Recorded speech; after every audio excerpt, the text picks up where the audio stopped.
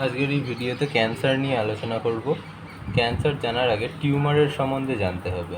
Tumour দুই ধরনের হতে পারে, বিনাইন টিউমার এবং ম্যালিগন্যান্ট টিউমার। টিউমার মানে হচ্ছে যে দ্রুত হারে কোষ বিভাজন হওয়া, মানে হয়তো যে সময়টাতে একটা কোষ থেকে দুটো কোষ তৈরি হওয়ার কথা ছিল, সেই সময় একটা কোষ থেকে দুটো না হয়ে এই কোষ থেকে আরও দুটো তৈরি হচ্ছে, এই কোষ থেকে আরও দুটো তৈরি হচ্ছে, এরকম করে একটার থেকে চারটে হয়ে যাচ্ছে অথবা একটা থেকে আটটা হয়ে যাচ্ছে।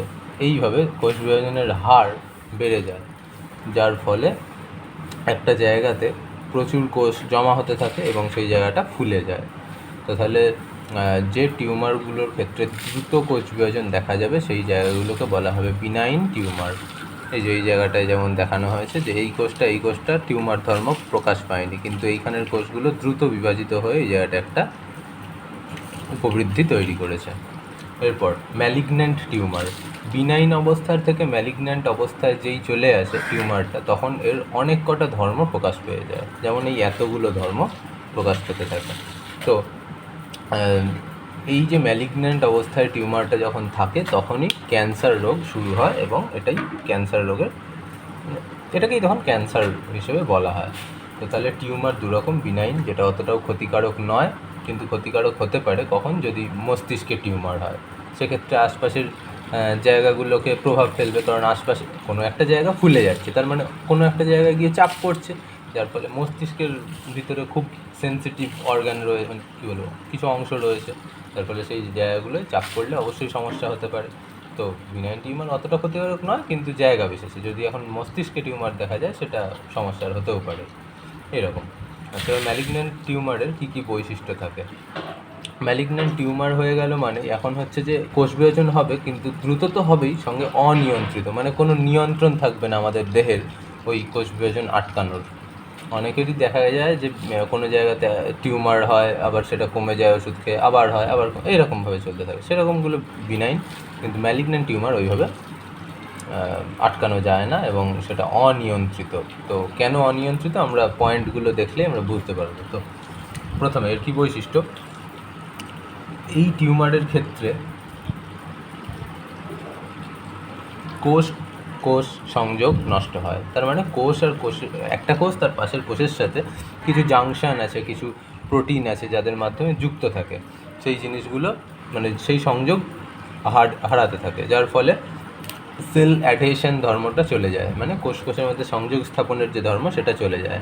তো যদি ম্যালিগন্যান্ট টিউমারের জায়গাটার কলার ছবির কথা বলিস, তাহলে এই জায়গাটা এখানে দেখাই যাচ্ছে যে একটা কোষ আর পাশের কোষের মধ্যে কত দূরত্ব এবং কোনো সংযোগ নেই, যেটা স্বাভাবিক অবস্থাতে থাকে। এরপর হচ্ছে যে মেটাস্ট্যাসিস শুরু হয়। মেটাস্ট্যাসিস মানে হচ্ছে যে ক্যান্সার বা ম্যালিগন্যান্ট টিউমার যে জায়গার কলাতে হয়েছে সেই জায়গার কোষগুলো কী করে, শিরাতে আশপাশ, মানে প্রত্যেকটা কলার ভিতরেই শিরা বা ধমনীকে ঢুকতে হচ্ছে বা জালককে ঢুকতে হচ্ছে, সেই জালকের মধ্যে চলে আসতে থাকে ওই কোষগুলো। কীভাবে চলে আসে? সেই অনেকটা ডায়াবেটিস পড়েছিলিস ওরকম ব্যাপার। ডায়াবেটিসের ক্ষেত্রে পড়েছিলিস শ্বেত রক্তকণিকাগুলো শিরা বা ধমনী থেকে চলে যাচ্ছিল কলাতে, আর এক্ষেত্রে উল্টোটা হচ্ছে, কলা থেকে ক্যান্সার কোষগুলো বা ম্যালিগন্যান্ট টিউমারের কোষগুলো চলে আসছে শিরা বা ধমনীর ভিতর। কেন আসছে? এখানে যেই চলে এলো, এবার ও শিরার মাধ্যমে অন্য অনেক জায়গায় যেতে পারে, কারণ এখন যে রক্ত হয়তো আমাদের পায়ের ওখানটায়, সেই রক্তই একটুখানি পরে হয়তো হাতে, মানে এইভাবে সারা দেহে রক্ত ছড়াতে থাকছে, যার ফলে ওই কোষটার সব জায়গায় যেতে পারার চান্স আছে, এবং ও যে কোনো অঙ্গে যেতে পারে, গিয়ে সেই জায়গাতে ওই কোষ তো বংশবৃদ্ধি তো মানে হু হু করে হচ্ছে, যার ফলে প্রচুর বংশবৃদ্ধি করে সেই জায়গাতে নতুন আর একটা টিউমার তৈরি করতে পারে। তো তাহলে ম্যালিগন্যান্ট টিউমারের ওই জন্য অপারেশন করে টিউমার ঠিক করা কঠিন। তুলনা বলছি একটা, তুলনাটা এরকম যে যদি মাখনের মধ্যে একটা কয়েন পড়ে যায়, সেই কয়েনটাকে আমরা তুলবো, তার গায়ে একটুও মাখন লাগবে না, এটা করা অসম্ভব যেরকম, ঠিক সেরকম ম্যালিগন্যান্ট টিউমারকে অপারেশন করা তেমন কঠিন, কারণ কোনো একটা জায়গায় ম্যালিগন্যান্ট টিউমার রয়েছে। আমরা তো আর অপারেশনের সময় ডাক্তাররা তো আর মানে কোষ শুদ্ধ, মানে একটা একটা করে কোষ নিয়ে তুলে আনে না, মানে একটা টিস্যুকে, মানে একটা কলাকে, যেটা দেখে অন্যরকম মনে হয়েছে বা বিভিন্ন বৈশিষ্ট্য প্রকাশ পেয়েছে তাদেরকে তো যার ফলে কিছু না কিছু কোষ থেকেই যায়। এবং তাছাড়াও হচ্ছে যে ম্যালিগন্যান্ট টিউমারের ক্ষেত্রে কোষগুলো তো দেহের বিভিন্ন অঙ্গে ছড়িয়ে গেছে, যার ফলে সেগুলোকে মানে আটকানো খুব মুশকিল, মানে এর অপারেশন করা খুবই মুশকিল। এবার হচ্ছে যে loss of contact inhibition. Contact ইনহিবিশনের ক্ষেত্রে কী হয় যে কন্ট্যাক্ট মানে গায়ে গা ঠেকে যাওয়া বা সংস্পর্শ হওয়া, ইনহিবিশন মানে হচ্ছে যে বন্ধ হওয়া। তো তাহলে গায়ে গা ঠেকে গেলে কোষেদের কোষ বিভাজন বন্ধ হয়ে যায়। যেমন এই ক্ষেত্রে গায়ে গা ঠেকে গেছে আর বাড়েনি, একটা টাইমে কোষ বিভাজন বন্ধ হবে বিনাইন টিউমারের ক্ষেত্রে। কিন্তু ম্যালিগন্যান্ট টিউমারের ক্ষেত্রে, আচ্ছা এক্ষেত্রে আবার কোষগুলো ফাঁকা ফাঁকা করে এঁকে ফেলেছি, তো মানে যদি কোষগুলো ভরাটি থাকে তারপরেও ঠিক আছে, একটা কোষের সাথে পাশের কোষের যেই গা ঠেকে যাবে, যখন এরকমটা হবে তাতেও ওদের কোষ বিভাজন থামবে না। তো তাহলে যদি এই জায়গাগুলোতেও কোষেরা ভরে ভরে যায়, তাতেও কোষ বিভাজন চলতেই থাকবে এবং চলতেই থাকবে, কোষের বিভাজন থামবে না। তো সেই ধর্মটা চলে আসে ক্যান্সার কোষগুলোর ক্ষেত্রে। তাহলে স্বাভাবিক কোষে অথবা বিনাইন টিউমারের কোষে যে ধর্মটা ছিল সেটার নাম কন্ট্যাক্ট ইনহিবিশন, মানে একটা কোষের সাথে পাশের কোষের টাচ হয়ে গেলে এবার কোষ বিভাজন বন্ধ হবে। কিন্তু লস অফ কন্ট্যাক্ট ইনহিবিশন মানে কি, যে একটা কোষের সাথে পাশের কোষের গা ঠেকাঠেকি হয়ে গেলেও কোষ বিভাজন বন্ধ হবে না, এবং সেই জায়গাতে আরও কোষ বিভাজন হতেই থাকবে। মানে জায়গা না পেলে তখন শিরা ভেদ করবে, জালক ভেদ করবে, করে অন্য জায়গায় যাবে, কিন্তু কোষ বিভাজন ওদের থামবে না।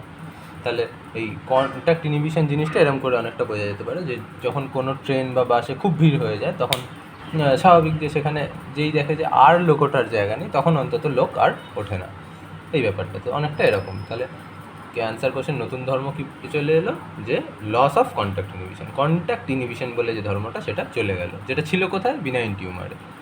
আচ্ছা, এবার change in shape and size, মানে কোষের যে শেপ মানে কি বলবো আকার, আর সাইজ মানে শেপ মানে আকৃতি, সাইজ মানে আকার, এই আকার আকৃতির চেঞ্জ হয়ে যায়। দেখা যায় এখানে কোষগুলো মানে কোনোটা গোল, আবার কোনোটা এঁকেছি একটু লম্বাটে, কোনোটা মানে কোনো আকৃতি নেই এরকম টাইপের, মানে কোষের স্বাভাবিক যে আকৃতি সেটা নষ্ট হয়ে যায়। আবার দেখ সাইজেরও কোনো ঠিক নেই, কোনোটা ছোট কোনোটা বড় এরকম। তাহলে কোষের শেপ অ্যান্ড সাইজের মানে আকার আকৃতির খুব পরিবর্তন ঘটে। তারপর নিউ অ্যান্টিজেন, এমনিতে বিভিন্ন রকম কোষের গায়ে বিভিন্ন রকম প্রোটিন থাকে, সেগুলো কোনোটা আমাদের দেহের জন্য অ্যান্টিজেন, কিন্তু মানে থাকে তবুও ওগুলো। যেমন যখন এবিও রক্তের শ্রেণীবিভাগ পড়েছিস তখন পড়েছিলিস যে যাদের এ ব্লাড গ্রুপ তাদের কি হয়, লোহিত রক্তকণিকার উপরে এ অ্যান্টিজেন থাকে। তাহলে আমাদের দেহেরই জিনিস, কিন্তু তাদেরকে অ্যান্টিজেন বলা হয়। তো এরকম ও কিছু নতুন অ্যান্টিজেন শো করতে থাকে, কারা, ক্যান্সার কোষেরা বা ম্যালিগন্যান্ট টিউমারের কোষেরা। তাহলে এই যে ম্যালিগন্যান্ট টিউমারের কোষ, দেখ তাদের গায়ে গায়ে এই যে কালো কালো একটা ডট এঁকেছি, ওটা দিয়ে কী বোঝাতে চেয়েছি, যে ওরা নতুন অ্যান্টিজেনকে দেখায়, যে মানে কী বলে নতুন অ্যান্টিজেন ওদের যে কোষ পর্দা তার উপরে প্রকাশ পায়। তো সেই অ্যান্টিজেনের নাম কী হতে পারে, বইয়ে লেখা আছে, পুরো নামগুলো পড়ে নিবি। আলফা ফিটোপ্রোটিন, হ্যাঁ, আলফা চিহ্ন, তারপরে ফিটোপ্রোটিন। ফিটাস মানে হচ্ছে যে ভ্রূণের দেহে থাকা প্রোটিন, তাই ফিটোপ্রোটিন। তো এই আলফা ফিটোপ্রোটিন খুব ইম্পর্টেন্ট একটা জিনিস, কারণ প্রেগনেন্সি টেস্টের অনেক রকম হতে পারে প্রেগনেন্সি টেস্ট, তার মধ্যে একটাতে এই আলফা ফিটোপ্রোটিন পাওয়া যাচ্ছে কিনা সেটা দেখে প্রেগনেন্সি টেস্ট করা হয়। তো এই আলফা ফিটোপ্রোটিন পাওয়া গেলে তখন বলা হয় যে হ্যাঁ এই মহিলা প্রেগনেন্ট। এইভাবে প্রেগনেন্সি টেস্ট করা হয়, HCG দিয়েও করা যায়, অনেকভাবে করা যায়, ঠিক আছে। তো এবার ধরা যাক এরকম কোনো কারুর মানে ক্যান্সারের লক্ষণগুলো প্রকাশ পেয়েছে, যে যা হয়, যে রোগ প্রতিরোধ ক্ষমতা কমে আসতে পারে, এমনিতে তোর শরীর দুর্বল লাগতে পারে, এসব হয়, আমি পরে বলি। এই যে ক্যান্সারের লক্ষণ যেই প্রকাশ পাবে, সে ডাক্তারের কাছে যাবে, যে ডাক্তারবাবু কী হয়েছে, হ্যান ত্যান, ডাক্তার টেস্ট করতে দেবে, ডাক্তার AFP টেস্ট করতে দেয়। এবার অনেক সময় কি হয়, যে AFP টেস্ট এমনি কোনো কারণে টেস্ট করতে দেওয়া হয়েছিল, যার জন্য AFP টেস্টে পজিটিভ এসছে, তার মানে AFP ওর দেহে আছে। কিছু টেস্ট পজিটিভ আসা মানে কি, যে AFP প্রোটিনটা ওর দেহে পাওয়া যাচ্ছে। এবার অনেকে এটাকে ভাবতে থাকে যে তার মানে কি ও প্রেগনেন্ট, না, ব্যাপারটা হচ্ছে যে ক্যান্সারের জন্য হতে পারে এই জিনিসটা। তো এটা বলে রাখলাম। তারপরে CEA মানে হচ্ছে যে কার্সিনো এমব্রায়োনিক অ্যান্টিজেন। ক্যান্সার সম্পর্কিত শব্দগুলোর আগেই সাধারণত এই কার্সিনো যোগ হতে থাকে, হ্যাঁ। তো তাহলে কার্সিনো এমব্রায়োনিক, এমব্রায়ো মানেও ভ্রূণ, অ্যান্টিজেন, তাহলে কার্সিনো এমব্রায়োনিক অ্যান্টিজেন এটাও দেখা যায়। তাহলে এরকম নতুন কিছু অ্যান্টিজেন বের করে অথবা ওর কোষ পর্দার উপর শো করে কে ক্যান্সার কোষ। তারপর ক্রোমোজোমাল চেঞ্জ, ক্রোমোজোমের পরিবর্তন ঘটে। বেশিরভাগ কী ঘটে? অ্যানিউপ্লয়েডই ঘটে। যখন আমাদের কোষের মধ্যে 46টা ক্রোমোজোম থাকে, কিন্তু যদি কোনো সময় ক্রোমোজোমের সেটের পরিবর্তন ঘটে যায়, তার মানে 46টা ক্রোমোজোম কীভাবে ছিল? 1 নম্বর ক্রোমোজোম 2টো, 2 নম্বর ক্রোমোজোম 2টো, এরকম করে করে 22 নম্বর ক্রোমোজোম অবধি সব 2টো। তাহলে 22 দুগুণে 44টা ক্রোমোজোমের হিসেব হলো। তারপর যদি ছেলে হয় সে তার বেলায় এক্স একটা ওয়াই, আর যদি মেয়ে হয় একটানা এক্স দুখানায় এক্স, এই ব্যাপার। এবার ধরা যাক এই যে 2 নম্বর ক্রোমোজোমটা কখানা ছিল? 2খানা ছিল। যদি 2খানা না থেকে 1খানা থাকে, অথবা 2খানা না থেকে 3খানা থাকে, এরকম ব্যাপার যদি কোনো সময় হয়, সেই ব্যাপারটাকে বলা হয় অ্যানিউপ্লয়েডি। তো ওই ক্রোমোজোমাল চেঞ্জ হয়ে গিয়ে ওই কোষগুলোর অ্যানিউপ্লয়েডি দেখা যায়। তার মানে ওই কোষের ভিতর স্বাভাবিক 46টা ক্রোমোজোম থাকার সম্ভাবনা খুব কম। এতে স্বাভাবিকত দেখা যায় যে হয় 47 হয়ে গেছে, নয়তো 45, এরকম হতে পারে। আর কি হয়? অঙ্কোজিন জিনিসটা কি? আমাদের দেহে প্রথমে একটা জিন থাকে, তার নাম হচ্ছে যে প্রোটো অঙ্কোজিন। এই যে প্রোটো অঙ্কোজিন, অঙ্কোজিনের আগের অবস্থা, তাই নাম প্রোটো অঙ্কোজিন। এবার প্রোটো অঙ্কোজিনটা যেই অঙ্কোজিনে ট্রান্সফার হয়ে যাবে, কীভাবে হবে? জিনের মিউটেশন ঘটতে পারে। মিউটেশন মানে কি? জিনের ভিতরে একটা ছোট্ট চেঞ্জ কীভাবে আসতে পারে? হয়তো কোনো একটা জায়গায় অ্যাডেনিন গুয়ানিন অ্যাডেনিন এরম ছিল, হয়ে গেছে অ্যাডেনিন থাইমিন অ্যাডেনিন, এরকম। এটা একটা চেঞ্জ, যার ফলে মিউটেশন, এবং সেটাই তৈরি করে দিতে পারে অঙ্কোজিন থেকে, প্রোটো অঙ্কোজিনটাকেই অঙ্কোজিনে রূপান্তর করে দিতে পারে, যার ফলে ক্যান্সার রোগ হবে। তাহলে যে জিনের বহিঃপ্রকাশে ক্যান্সার রোগ হয় তাকে কী বলা হবে? অঙ্কোজিন বলা হবে। অঙ্ক শব্দটাও ক্যান্সারের অনেক কিছুতে রয়েছে। ক্যান্সার সংক্রান্ত বিদ্যাকে বলা হয় অঙ্কোলজি, এরকম। তারপরের পয়েন্ট হচ্ছে যে ক্যান্সার কোষেরা ইমমর্টাল মানে হচ্ছে যে অমর হয়ে যায়। তার মানে এমনিতে আমাদের দেহের কোনো কোষ, এই যখন স্বাস্থ্য রোগসমূহের আগের ভিডিওগুলো দিয়েছি তখন বলেছিলাম যে আমাদের দেহের কোনো কোষ যদি দেখা যায় যে একটু বেশি অন্যরকম হয়ে যাচ্ছে, তাহলেই দেহ তাকে নন সেলফ বলে ঘোষিত করে, মানে আমার দেহের নয় বলে চিনে নেয় এবং তাকে মেরে ফেলে। আমাদের দেহের নিজের কোষকেই আমাদের দেহ মেরে ফেলছে। প্রক্রিয়ার নাম কি? প্রক্রিয়ার নাম হবে হচ্ছে অ্যাপোপ্টোসিস। তো এই অ্যাপোপ্টোসিস বলে যে প্রক্রিয়াটা, যেটার মাধ্যমে আমাদের দেহের নিজের কোষকে মারা যায়, সেই প্রক্রিয়াটা বন্ধ হয়ে যায়। এই অ্যাপোপ্টোসিস হয় না ক্যান্সার কোষের, অ্যাপোপ্টোসিস হয় না, যার ফলে ক্যান্সার কোষ অমর, ওকে মারার কেউ নেই। এবং সব কোষেরই কি একটা নির্দিষ্ট সীমা আছে যে এই টাইমের পর ওই কোষটা মারা যাবে বা ধ্বংস হয়ে যাবে, কিন্তু ক্যান্সার কোষের ওরকম কোনো ব্যাপার দেখা যায় না, যার ফলে ক্যান্সার কোষ ইমমর্টাল মানে অমর। আচ্ছা, একটা পয়েন্ট রয়েছে অ্যানাপ্লাসিয়া মানে হচ্ছে যে কোষের ভিতরে কোষ বিভাজন হবার আগে ওই যে G1 G2 এজ এই সমস্ত ফেজগুলোতে, মানে মেনলি G2-তে কী হয় যে কোষের যে অঙ্গাণুগুলো, মানে রাইবোজোমের সংখ্যা ডবল হয়ে যাবে, বা লাইসোজোম, এন্ডোপ্লাজমিক রেটিকুলাম, এগুলোর সংখ্যা সব বেড়ে যেতে হয়।